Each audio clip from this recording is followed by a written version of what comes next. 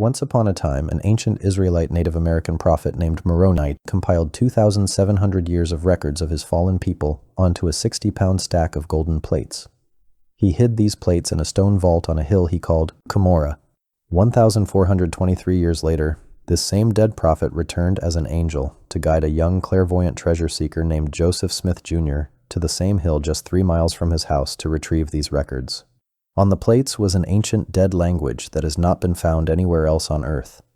Joseph translated the strange characters by burying his face in a white stovepipe hat, gazing at a brown egg-shaped stone in the bottom of the hat, and reading aloud the translated words that would glow on the stone's surface by God's power. The plates seemingly weren't necessary to the translation process, and often stayed hidden far out of sight. A scribe would write down the words exactly as Joseph read them off of his stone. When Joseph was done translating, the plates were taken by Angel Moroni, never to be seen again.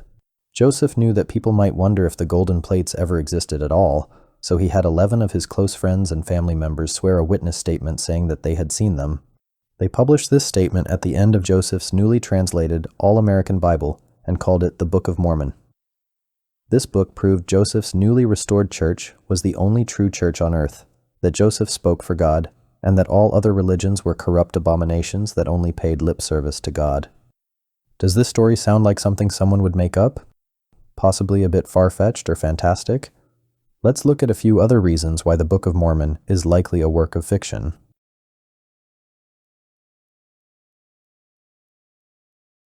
The Book of Mormon is written in Elizabethan English.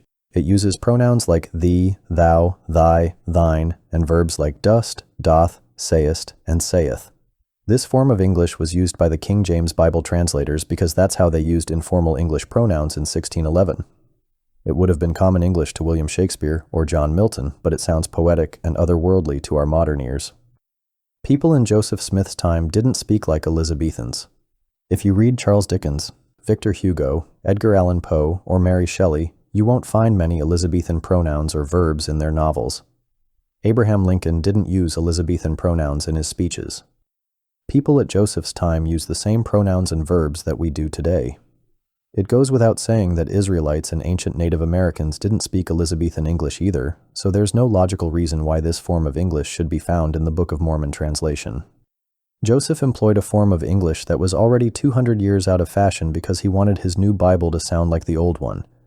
It was not the result of a translation from an ancient language into the common modern English that he spoke, but an intentional creative choice made by an author who wanted his book to sound and feel biblical.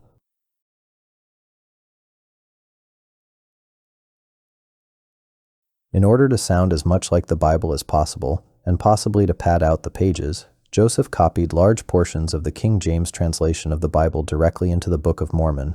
Over 15% of the Book of Mormon text came from the 1769 edition of the King James Bible. This includes translation errors unique to that edition, as well as the italicized words added by the translators for clarity that weren't found in the original text. It would be plausible to find Old Testament quotes in the Book of Mormon, since Lehi's descendants had access to the Old Testament when they left for the Americas. However, these verses should not be word for word identical to the King James translation, or contain scribal insertions from that translation. A translation of the same verse from a different language by a different translator into 19th century English should have a lot of unique differences in wording. Joseph forgot to put things in his own words when he copied King James's homework. Much more damningly, there are dozens of examples of New Testament verses written long after the Nephites' continental separation that somehow made their way verbatim or closely paraphrased into the Book of Mormon. Here are just 40 blatant examples. I'll put a link to them in the description. I encourage you to look them up and compare them for yourself. There is no possible way these New Testament verses find their way into the Book of Mormon without clumsy plagiarism by Joseph or his associates. Portions of Isaiah are believed by scholars to have been written by an anonymous author after the Babylonian exile and are referred to as Deutero-Isaiah. Lehi left Jerusalem before the exile, so he shouldn't have had access to the second portion of Isaiah written after his departure to the Americas. Yet 1st Nephi, 2nd Nephi, and 3rd Nephi all contain these post-exile writings. 3rd Nephi 13:7 contains an erroneous translation made in the 1550s Geneva Bible by Calvinists. The original meaning of the Greek text in Matthew 6:7 was, "When you are praying, Do not heap up empty phrases as the Gentiles do. In other words, don't be thoughtless and long-winded, don't blather on or ramble. Calvinists tweaked the translation to reflect their belief that the vain repetitions of the Catholic prayers were displeasing to God. What is this erroneous 1550s Calvinist retcon of Christ's teachings doing in a verse supposedly written 1500 years before Calvinism? Mark 16 verses 9 through 20 weren't a part of the original manuscripts of the Book of Mark. They were added sometime during the 2nd century by an unknown author, long after Mark's death. They likely shouldn't be included in the Bible, let alone the Book of Mormon. So how did verses 17 and 18, written in the 2nd century in Palestine by a mystery author, end up coming out of the mouth of Moroni verbatim in Mormon 9:24? The obvious conclusion is that Book of Mormon characters are fictional, and that Joseph borrowed their dialogue from the King James Bible in 1829.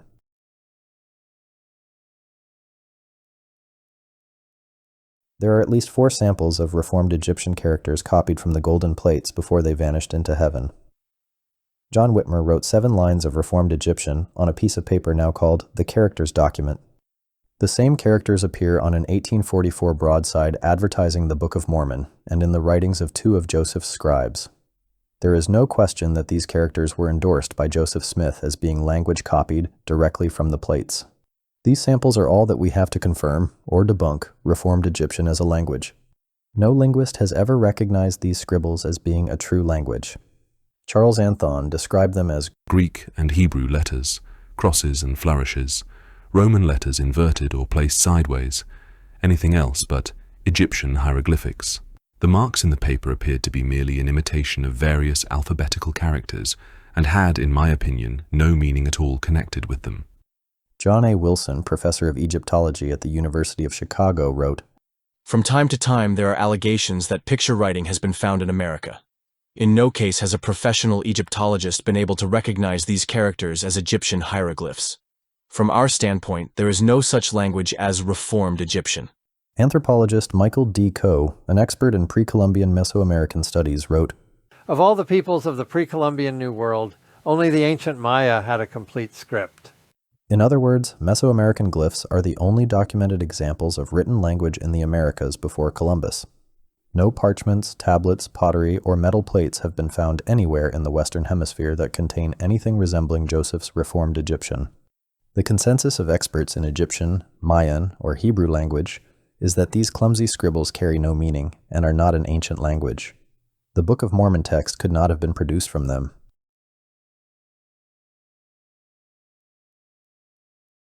The Book of Mormon claims that the Americas were left empty after the Great Flood and were repopulated soon after by Jaredites, who came to number in the millions before their complete demise. They were followed by Lehites and Mulekites, who also came to number in the millions. The land was preserved and set apart exclusively for the righteous whom God would lead out of Jerusalem, according to his covenant with Lehi. No other nation could find their promised land or take it from them as long as their covenant was observed. According to that covenant and the Book of Mormon narrative, every migration to the Promised Land was from the Middle East. The Lehites and Mulekites came from Jerusalem, and the Jaredites came from Mesopotamia following the Tower of Babel narrative. With God's covenant of promised exclusivity in place, there should have been almost exclusively Middle Eastern people and culture in the Americas when Columbus arrived. If the Book of Mormon were true, and if Noah's global flood actually happened, then indigenous Americans should have almost exclusively Middle Eastern DNA. They should speak languages with Semitic traces. They should have a written language that bears some resemblance to Reformed Egyptian or Hebrew. They ought to practice religions or have oral traditions that have strong Hebrew influence. They should be advanced metallurgists capable of working iron, steel, and brass, as described in the Book of Mormon. They should keep domesticated Old World animals like horses, cattle, goats, and swine, and cultivate Old World crops like wheat and barley, according to the Book of Mormon. It's virtually impossible that all of this DNA, language, religion, technology, husbandry, and agriculture would disappear within 1,000 years. And yet, all evidence gathered to date suggests that Native Americans migrated from East Asia via the Bering Strait around 20,000 years ago in several waves. They were never wiped out by a global flood at any point following those migrations. There's no evidence that they ever encountered anyone from the Middle East until after Columbus. Their DNA has East Asian origins. Their thousands of unique languages have no Semitic or Indo-European influence. There are no cultural or religious remnants of Hebrew origin among any indigenous group. There's no evidence they developed steel, iron, or brass work. They domesticated dogs, alpacas, llamas, and turkeys, and kept guinea pigs, deer, turtles, and birds as pets. None of these animals are mentioned in the Book of Mormon, but are featured heavily in Native American creation stories. Nothing in indigenous populations points to Hebrew origins or influence, and nothing in the Book of Mormon aligns with any real-world indigenous culture. Don't just take my word for it. Here's what the scientists have to say. I'm not aware of any credible genetic or archaeological evidence that suggests there was a migration of peoples directly from the Middle East or Europe to the Americas more than around 1,000 years ago. The only support for this picture of Native American Old World interactions 2,000 years ago comes from resurrected frauds and distorted history. There is no credible archaeological or genetic evidence to suggest that any Old World peoples migrated to the Americas after the initial incursion from Siberia, prior to the tentative forays of the Norse beginning at around 1000 CE, other than limited contacts between Siberia and the American Arctic. Scientists have found no evidence of Israelite DNA entering any Native American population during the Book of Mormon period. The simple explanation for this failure is that the Book of Mormon is fiction. As far as I know, there is not one professionally trained archaeologist who is not a Mormon who sees any scientific justification for believing the historicity of the Book of Mormon. And I would like to state that there are quite a few Mormon archaeologists who join this group. Today, the Church does not take any official position on the identity or geography of the Lamanites.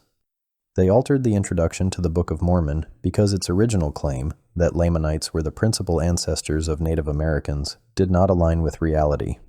The migrations and peoples mentioned in the Book of Mormon existed only in Joseph's imagination.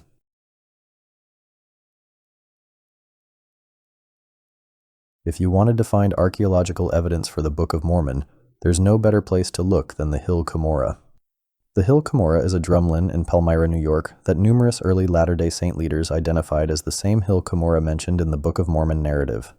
In fact, it is the only positively identified geographical location in the entire book.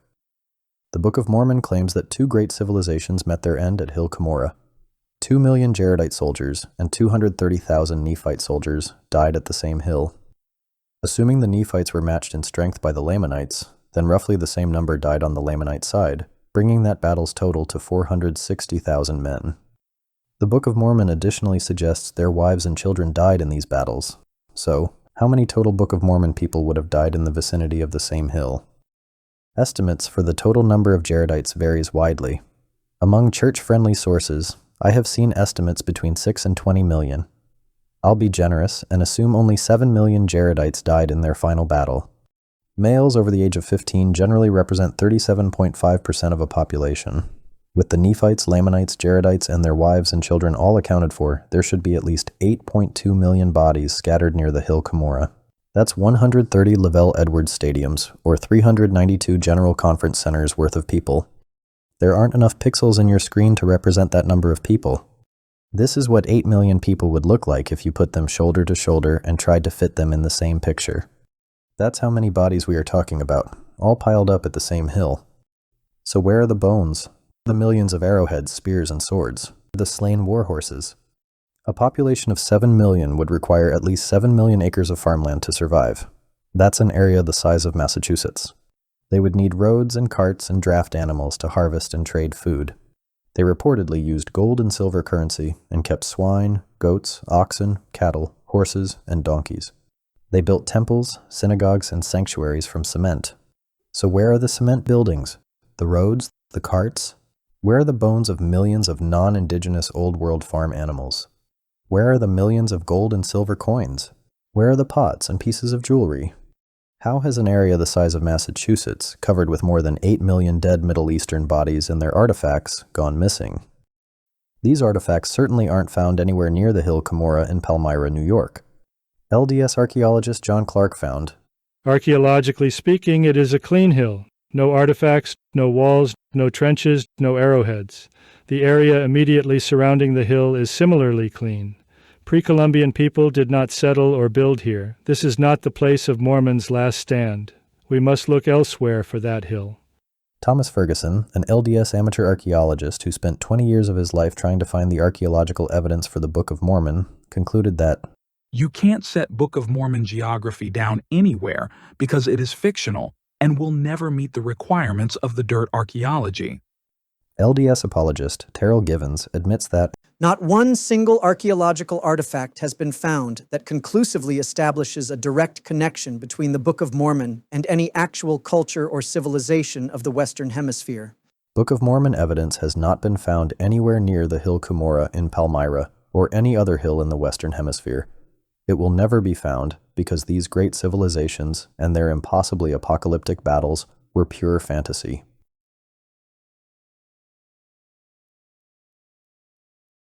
An anachronism is when something shows up in a time period where it doesn't belong.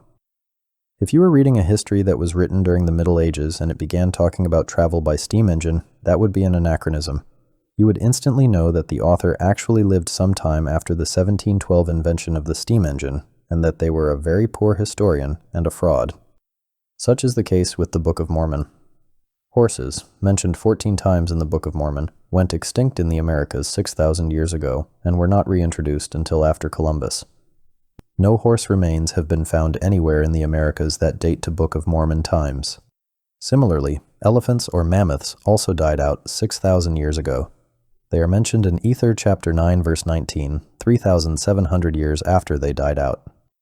Cattle, oxen, goats, swine, barley, wheat, chariots, iron, steel, and brass are not anywhere to be found in the Americas before 1492. And yet, the Book of Mormon treats them as a normal part of life for an ancient indigenous American. This is because the book was written by a modern European American drawing from his personal life experience rather than actual indigenous American history.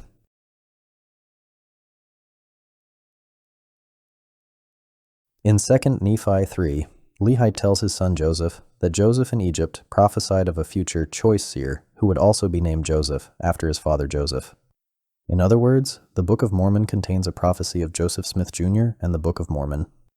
The prophecy says Joseph Jr. will be mighty, strong, highly esteemed, as great as Moses, and great in the eyes of God. His enemies would be dumbfounded as he conveyed God's word, bringing the world out of darkness and captivity. He would confound false doctrines, re-establish God's covenants, and restore the house of Israel. The author of this prophecy seemed to have a very high opinion of Joseph Smith Jr. This chapter is a textbook example of the chosen one trope, setting up Joseph Jr. as a long-foretold, inevitable hero with unique abilities and lineage destined to fulfill a great mission. It's clear that the author of this prophecy saw Joseph Jr. as the main character of the story, and of near messianic importance to the plot. In addition to this self-aggrandizing self-insertion, Joseph also repeated one of Joseph Smith Sr.'s visions 3 times in the Book of Mormon. It takes up 1.22% of the book's text. 1 Nephi 8, 1 Nephi 11, and 1 Nephi 15, 21 through 36 contain a vision of the tree of life that perfectly mirrors a vision given by Joseph Smith Sr. when Joseph Jr. was about 5 years old.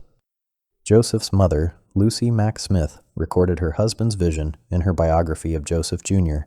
Read it for yourself and see if you think Joseph Jr. may have borrowed a few details. These personal touches in the text betray Joseph's authorship and reveal his Messiah complex.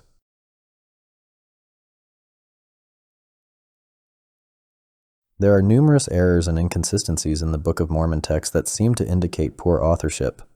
King Zedekiah, formerly known as Netanyahu, was installed by the Babylonians after they had laid siege to Jerusalem in 597 BC. The Book of Mormon says that Lehi was prophesying the destruction of Jerusalem during Zedekiah's reign, and that he left Jerusalem in 600 BC. In other words, Lehi left Jerusalem 3 years before Zedekiah was made king, and before he was known by the name Zedekiah. If Lehi had left in 600 BC, the king at the time would have been Jehoiakim.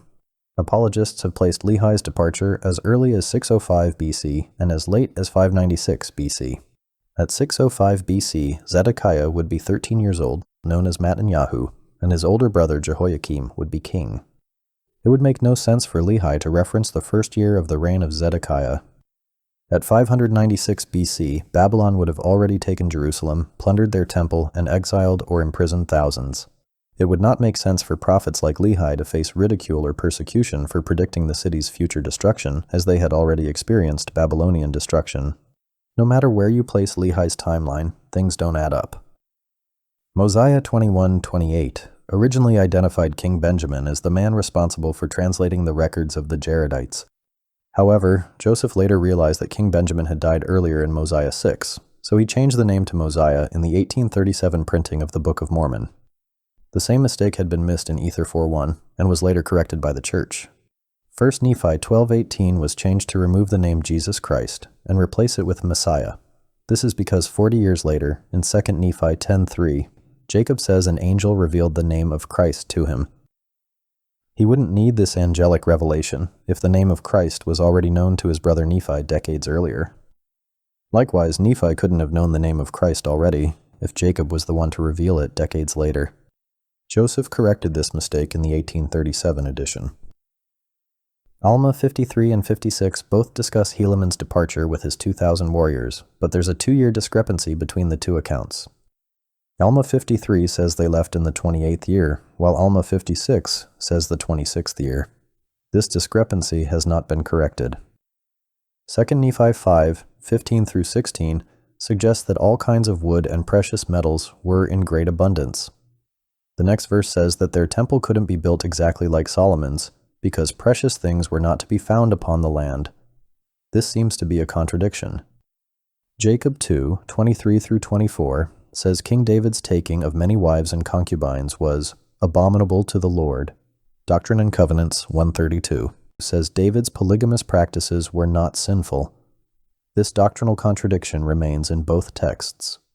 Alma 29:4 was changed in 1837 to remove the idea that God's decrees are unalterable. Doctrine and Covenants 56:4-5 says that the Lord commands and revokes as he pleases. Joseph seemed to regret placing restrictions on decrees from God and wanted more freedom to improvise. The original wording has been restored in modern printings, now contradicting section 56.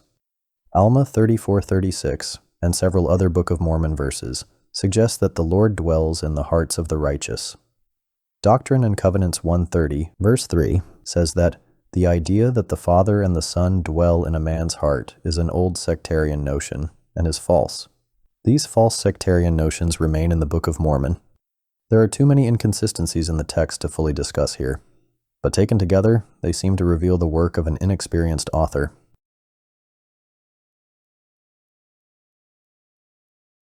Joseph Smith's first scribe, Martin Harris, had a troublesome, doubting wife who either hid or destroyed 116 pages of the Book of Mormon translation manuscript. It's possible that she intended to test Joseph's ability to retranslate the same section of the plates. Unfortunately, God forbade Joseph to retranslate them. Fortunately, the Book of Mormon prophet Nephi had made a record covering the exact same time period and events as his father Lehi, though with fewer historical details. Mormon had included both versions of events in his abridgment, despite one being redundant and less historical. Joseph was allowed to translate Nephi's more vague backup record instead of Lehi's, and the problem was almost solved. 2 chapters of Mosiah were lost forever, and some confusion between the Mosiah and Benjamin characters had to be ironed out later, but the Book of Mormon project had been put back on track. Why did Nephi make a record covering the same events as Lehi that contained fewer historical details? Why did Mormon include both records in their entirety, rather than abridging them into one?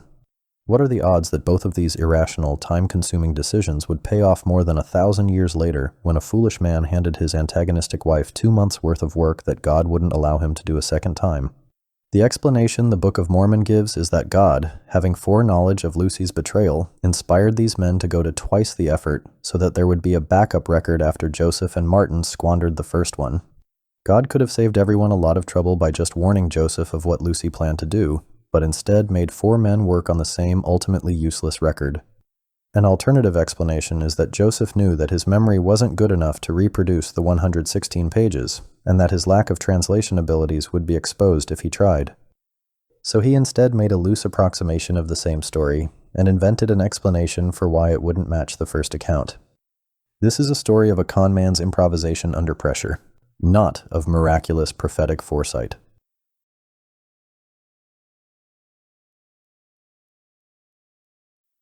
The Book of Mormon stories that your teachers taught to you are not true.